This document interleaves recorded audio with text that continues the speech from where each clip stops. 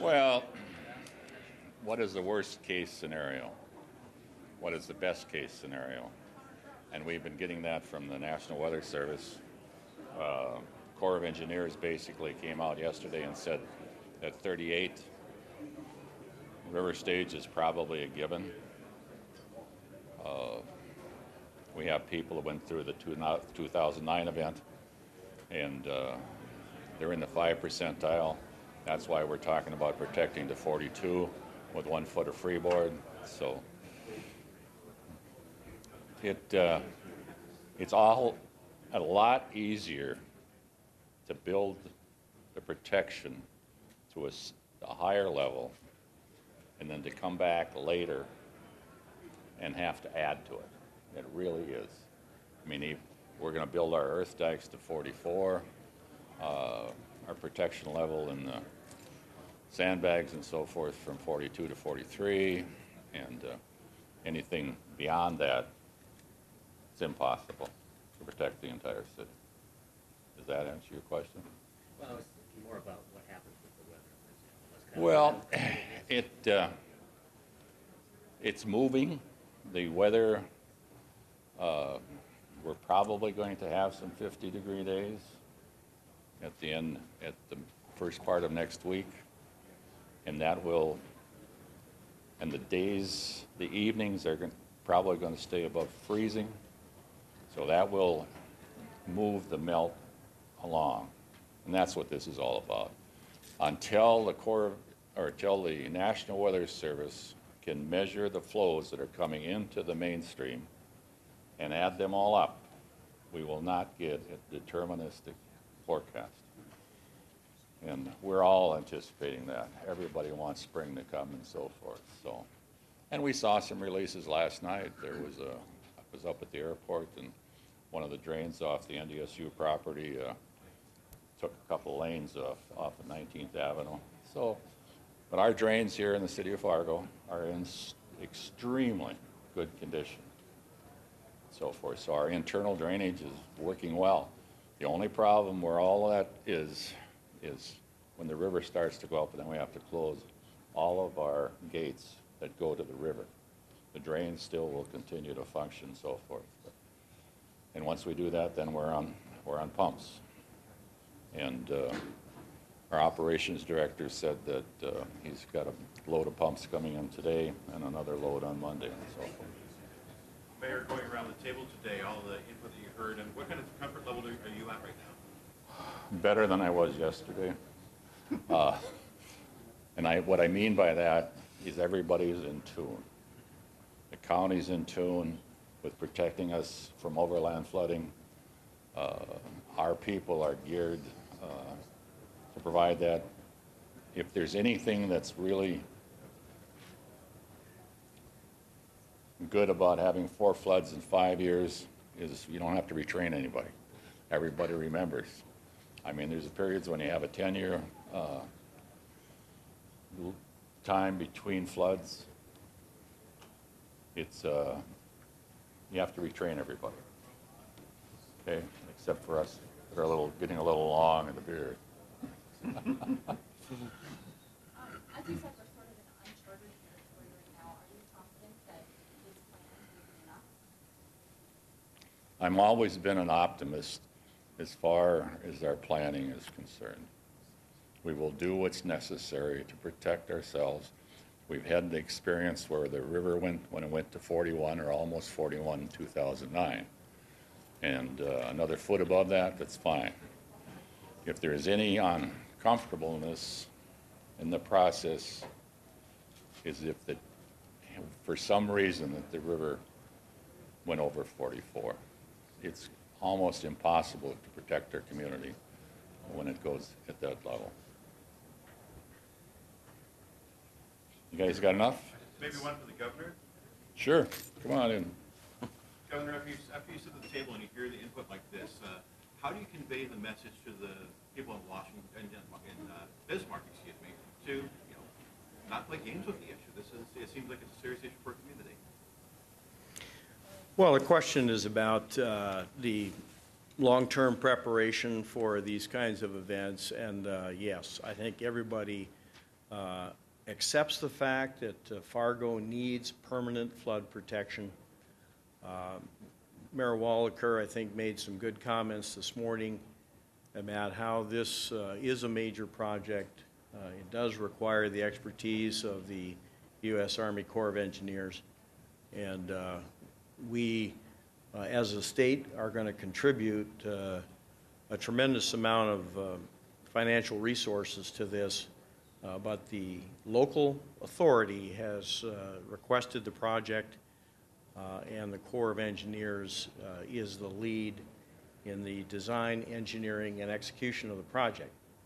So that's the way it is, and we have had that kind of arrangement many times throughout the state of North Dakota. It's a very common situation, federal, state, and local cooperation. I think based on the actions that were taken yesterday in the state Senate, it's clear to me that they get it, and we're going to have these resources available, this coming year. But it's a good question. How do we deal with this on a permanent basis?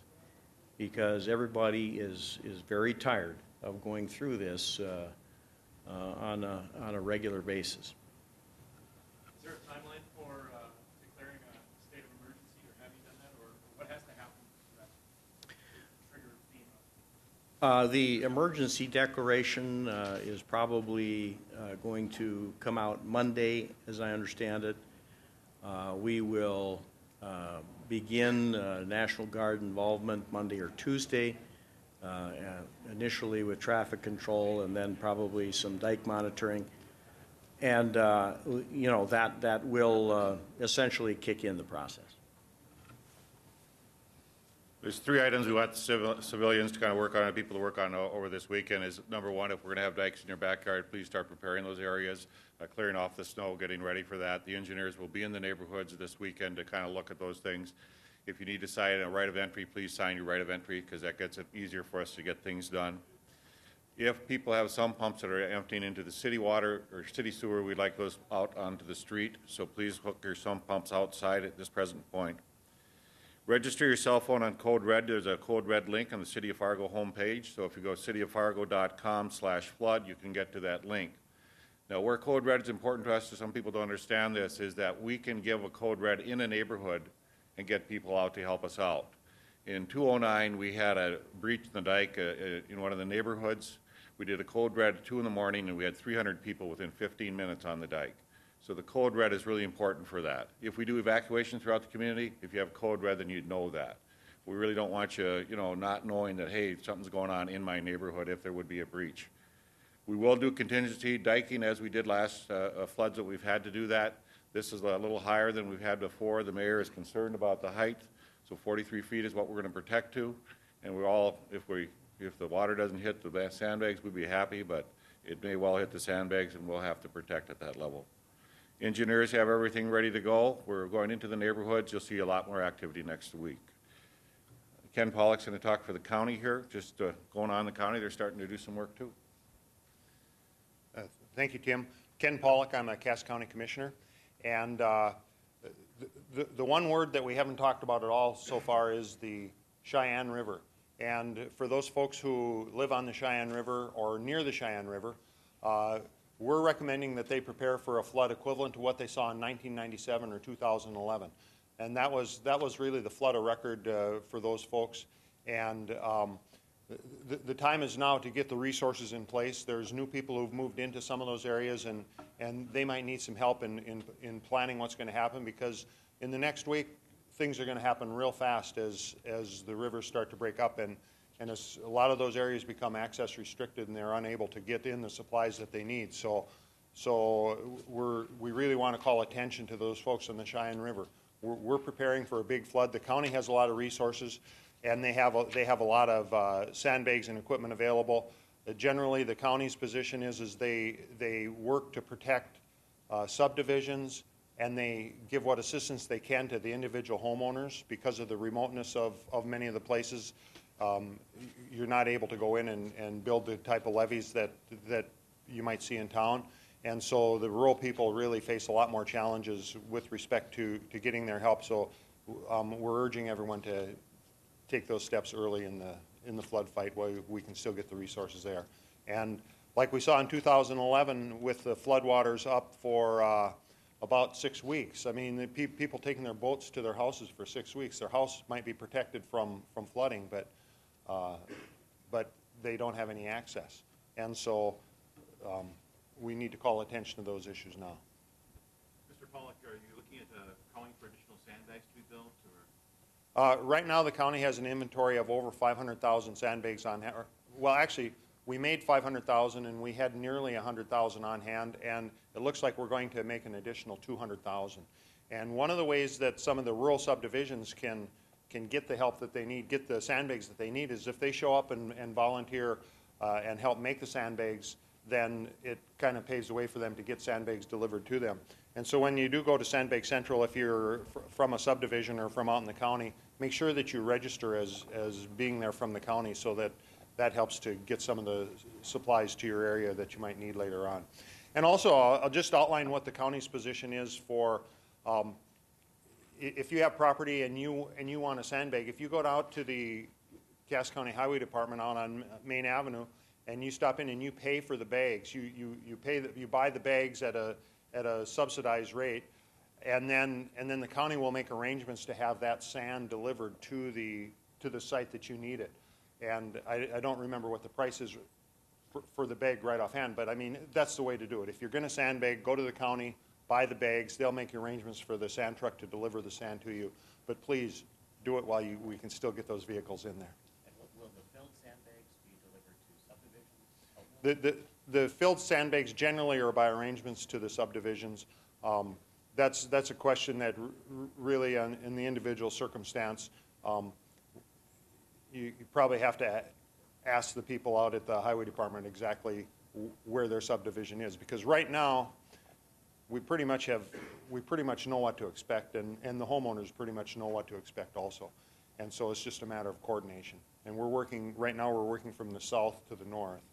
And the real wild card right now is on the Cheyenne River. Because see, the county, we have 2 rivers to deal with. Well, we have more than 2, but we have to deal with the Red and we have to deal with the Cheyenne. And when you deal with the Cheyenne, you deal with the Maple and the Rush also. So there's a lot of consideration here. Thank you. Is that correct, that only 350,000 of the 715 are usable? Did I hear that correct? We've only dug out 350,000 and we're continuing to do it. When we first went into there on the pallets, we had more problems because of the pallets themselves had gone down, but now we're getting a 90-10 recovery rate, so we're getting 90% are good. It's just we have to dig them out. The mayor went out there yesterday and almost got a flat tire, so there's nails and things out in the area. So I'm kind of hoping when we drive around, these tires are good. I got a different vehicle. Any other questions of the governor or Ken Pollock? Thank you. Thank guys. you.